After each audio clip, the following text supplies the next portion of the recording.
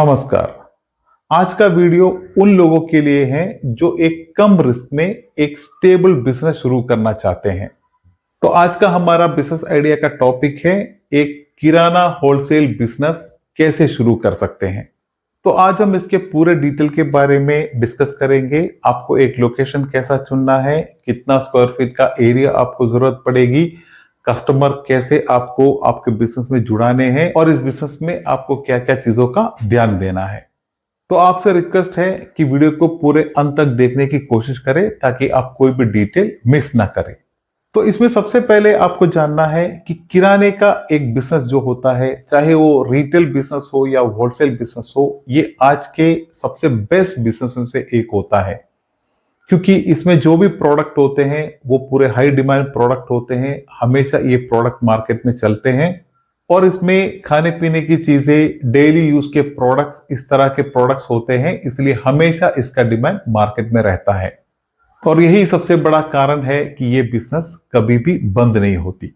एक रिटेल किराने की दुकान को किस तरह शुरू करना है उसके बारे में एक फुल डिटेल की वीडियो ऑलरेडी इस चैनल पे मैंने ऑलरेडी पहले कर चुका है, तो उसका लिंक मैं सबसे लास्ट में आपको वीडियो के लिंक में मिल जाएंगे, तो आप उस पे जाके एक रिटेल किराने के डिटेल के बारे में आप वीडियो देख के उसमें से समझ सकते हैं।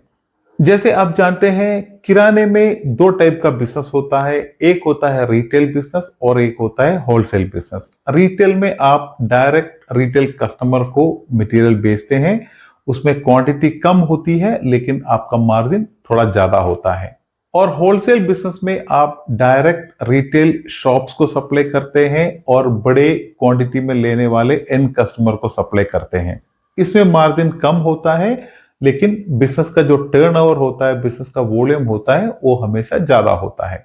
यही है रिटेल और होलसेल किराने बिजनेस में फर्क। तो होलसेल बिजनेस में जितना वॉल्यूम होता है वो वॉल्यूम ही आपके प्रॉफिट को बढ़ाता है। और अब हम इस बिजनेस को शुरू करने के हर एक डिटेल के बारे में समझते हैं। उसमें सबसे पहले होता है लोकेशन। लोकेशन के लिए आप कोई एक मार्केट एरिया, कोई गोडाउन्स का एरिया, सिटी हो या सिटी के थोड़े आसपास हो, ऐसे कोई भी जगह आप चुन सकते हैं। लोकेशन चुनते समय आपको एक चीज का ध्यान रखना है, बड़े गाड़ी या छोटे गाड़ी, इस तरह के गाड़ियों के आने जाने की सुविधा आपके लोकेशन पे हमेशा होना चाहिए।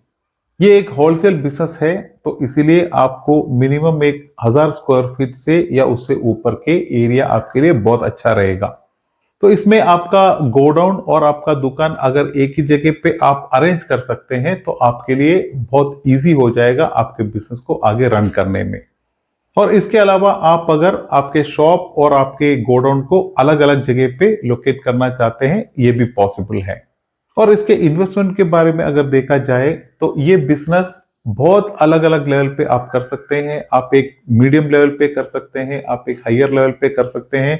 आप जितने ज्यादा क्वांटिटी ऐड कर सकते हैं, कितना वॉल्यूम आप रख सकते हैं, उसके हिसाब से आपका जो इन्वेस्टमेंट है वो अलग अलग होता है।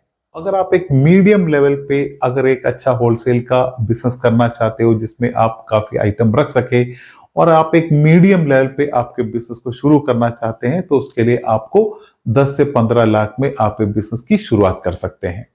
और जितना आप ज्यादा प्रोडक्ट ऐड करोगे, ज्यादा वॉल्यूम ऐड करोगे, उसके हिसाब से आपका इन्वेस्टमेंट भी बढ़ता रहेगा। किराने के होलसेल बिजनेस में आपका सबसे ज्यादा पैसा आपको स्टॉक में ही लगाना पड़ता है और वही स्टॉक से ही आप आपका पूरा मार्जिन और प्रॉफिट कमा पाते हो। और इसके बाद अगला देखते हैं कि आपको कौन कौन सा सामान रखना पड़ता है। उसमें सबसे पहले आपको फोकस करना है फूड आइटम्स में, जिसमें मेनली आता है आटा, चावल, शक्कर, तेल, दाल, इस तरह के आइटम्स में। उसके बाद आपको रखने हैं एफएमसीजी, जो फास्ट मूविंग कंज्यूमर गुड्स कहते हैं, जिसमें आते हैं बिस्किट्स, शैम्पू, सोप्स, चाय पत्ती, इस तरह के जो भी आइटम होते हैं ये एफएमसीजी प्रोडक्ट्स होते हैं। और साथ ही साथ जो डेली यूज आइटम होता है जिसमें डिटर्जेंट आते हैं, स्पाइसेस आते हैं, मसाला आते हैं, इस तरह के आइटम भी आपको जरूर रखना है। तो इस तरह जब भी आप एक परचेस के लिए प्लान बनाते हो तो आप फास्ट मूविंग आइटम को रखें और आपके एरिया के हिसाब से जिस चीजों का डिमांड ज्यादा है, कौन सा ब्रांड ज्यादा चलता है, उसी लेवल के आइटम पे पहले आपको फोकस करना है। क्योंकि हर एक जगह पे एरिया के हिसाब से अलग अलग प्रोडक्ट का डिमांड में फर्क होता है। कोई जगह पे कोई एक ब्रांड ज्यादा चलता होगा, वो ब्रांड दूसरे एरिया पे आप अगर होते उधर कोई और ब्रांड चलता होगा। कोई जगह पे चावल का कंजम्पशन ज्यादा होता होगा, कोई जगह पे आटे का कंजम्पशन ज्यादा होता होगा। तो इस तरह आपके एरिया के हिसाब से आप देखिए कौन सा प्रोडक्ट फास्ट मूविंग है, कौन सा ब्रांड फास्ट मूविंग है, उसी तरह के प्रोडक्ट्स इस रेंज में रखिए जो अभी हमने बात किए थे। और इसके बाद अगला है कि आपको इसके लिए सप्लायर कहां से मिलेंगे। आपके आसपास या आपके एक सिटी, आपके बड़े सिटी में या आपके अलग सिटियों में पूरे इसके हर ब्रांड्स के काफी डिस्ट्रीब्यूटर आपको मिलेंगे। वही डिस्ट्रीब्यूटर से आपको आपका मटेरियल खरीदना है। आप इसके लिए एक बार थोड़ा मार्केट सर्च कर सकते हैं। आप कोई भी एक डिस्ट्रीब्यूटर से जब आप मटेरियल खरीदते हैं, उनसे ही पूछेंगे तो उन लोग बाकी डिस्ट्रीब्यूटर के बारे में भी आपको इंफॉर्मेशन दे देंगे। तो इस तरह आप मार्केट के कनेक्शन से आपको एक चेन लेवल पे आपको अलग अलग प्रोडक्ट्स के अलग अलग ब्रांड्स के डिस्ट्रीब्यूटर आप आराम से पा सकते हैं। और जब भी आप मटेरियल परचेस करते हैं तो आप मेक श्योर करें कि आपके पास पूरे ज्यादातर चलने वाले फेमस ब्रांड्स के प्रोडक्ट्स आपके पास होने चाहिए, जैसे कि Hindustan Lever, Dabur, Parle, Cadbury, Nestle, PNG, Emami, Haldiram. इस तरह काफी प्रोडक्ट्स होते हैं, काफी ब्रांड्स है जो हमारे मार्केट में बहुत पॉपुलर है और कस्टमर हमेशा मोस्टली बहुत आइटम इस तरह ब्रांड के बेस पे खरीदते हैं। तो आपको इन तरह के ब्रांड्स जो फेमस ब्रांड्स होते हैं उनको आपको जरूर स्टॉक करना है।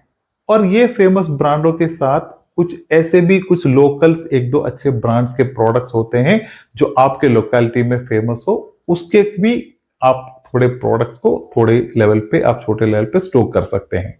और जब भी आप शुरुआत करते हैं तो ये ब्रांड्स के डिस्ट्रीब्यूटर्स को आपको डायरेक्ट जाके मीट करना है, उनके साथ आपके बिजनेस के बारे में डिस्कस करना है, उनसे एक बढ़िया प्राइस, एक बढ़िया ऑफर, एक अच्छा रिलेशन आपको इनिशियली बिल्डअप करना है। फिर उसके बाद एक बार आपका कनेक्शन बन जाएगा तो ऑटोमेटिकली आप ऑर्डर देते रहेंगे और आपके पास उनसे डिलीवरी मिलते रहेंगे।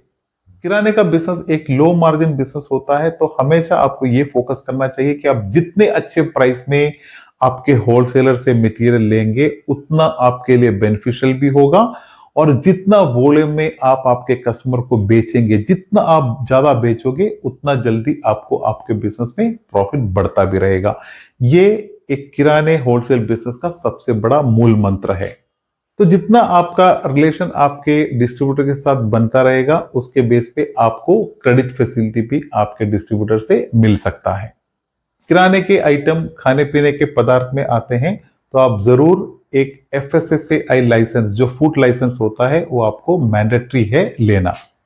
और इसके बाद हम देखते हैं कि आपको प्रॉफिट मार्जिन कितना होता है किराने के होलसेल बिजनेस में।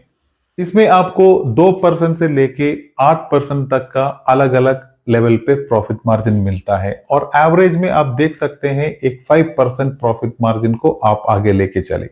और कभी भी आप इस बिजनेस में 5%, 8% उस तरह का प्रॉफिट मार्जिन को नहीं सोचे।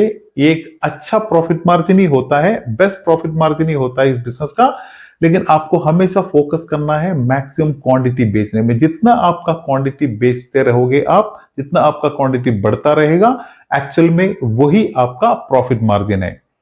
और उसके साथ ही साथ आप जितना आपका फास्ट रोटेशन करोगे, जितना आपका, फॉर एग्जांपल आज आपके पास कुछ स्टॉक आते हैं, उसको आप अगर जितना जल्दी उसको बेच के आप बाहर निकालोगे, जितना जल्दी उसका टर्नओवर आप फिनिश करोगे, उतना ज्यादा आपका कैश फ्लो जो है वो स्ट्रॉन्ग होता रहेगा।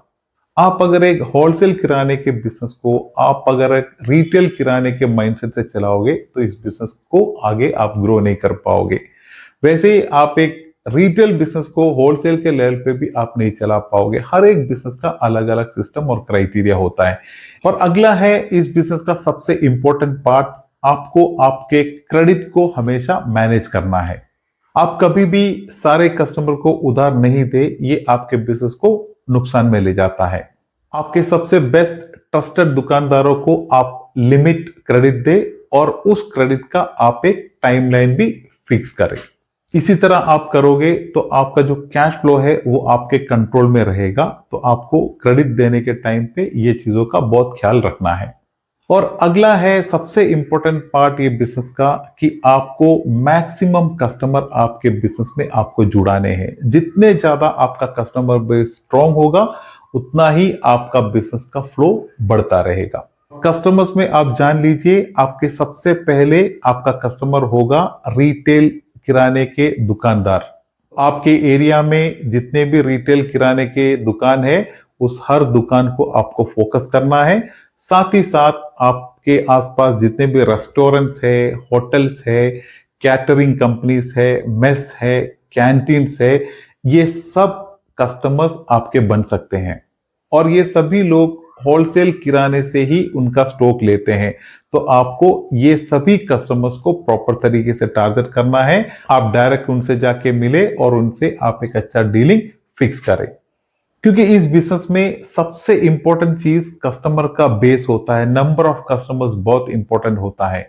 इसमें एक और पॉइंट मैं ऐड करना चाहता हूं, आप जितना भी स्टॉक रखते हो वो आपके मार्केट के डिमांड के हिसाब से होना चाहिए। कभी भी आपको ओवर स्टॉक नहीं करना है। आप अगर ओवर स्टॉक करोगे उतना आपका कैश उस स्टॉक में लगा रहेगा। तो आप आपके मार्केट डिमांड के हिसाब से उस लेवल का ही स्टॉक हमेशा आपके पास रखें। तो यही था आज के वीडियो के टॉपिक के बारे में। जो भी आपके फीडबैक हो, सजेशन हो, प्लीज कमेंट में मुझसे शेयर करें। तो मिलते हैं एक बढ़िया बिजनेस टॉपिक के साथ। तब तक के लिए धन्यवाद। जय हिंद।